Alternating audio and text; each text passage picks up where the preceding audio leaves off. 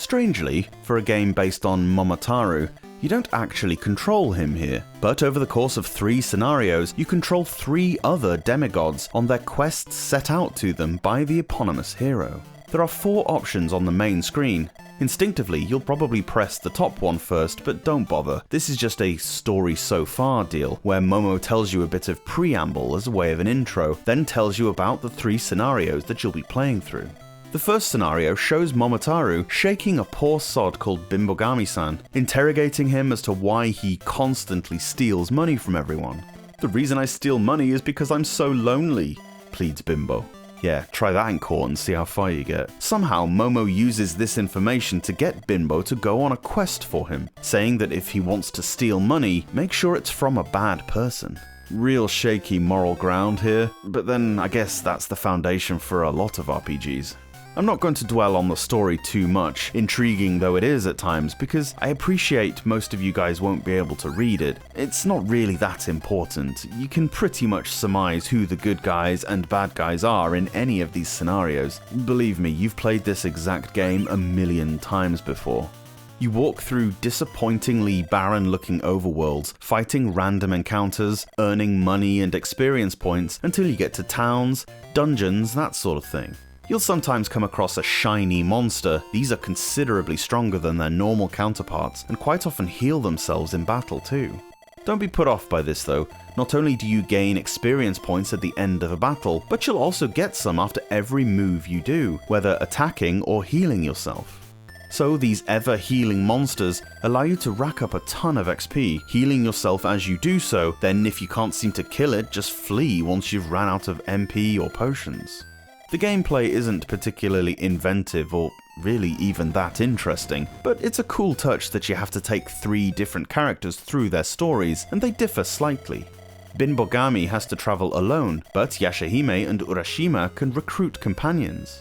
It's a shame that the stories don't intertwine at all, and part of me expected that once all 3 scenarios were complete, there'd be some kind of ending game in a kind of Octopath Traveler way, but sadly all it does is unlock the credits. It would have made the game into a neat package if there were any links between the characters, but instead it merely feels like snippets into 3 different, although very similar, games.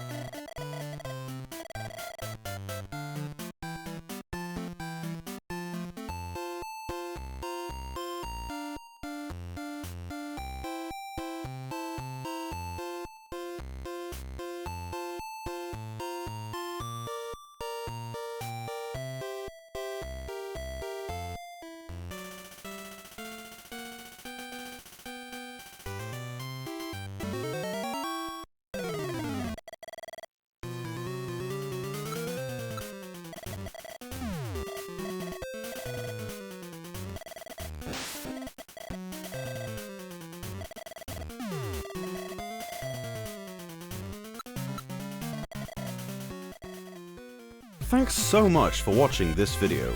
The Kickstarter for the book is now live. Check the link in the description for how you can back the project and be the first to get your hands on the Portable Power Encyclopedia, featuring more than 900 Game Boy game reviews and a whole wealth of useful information on the world's favorite handheld console. See you later on.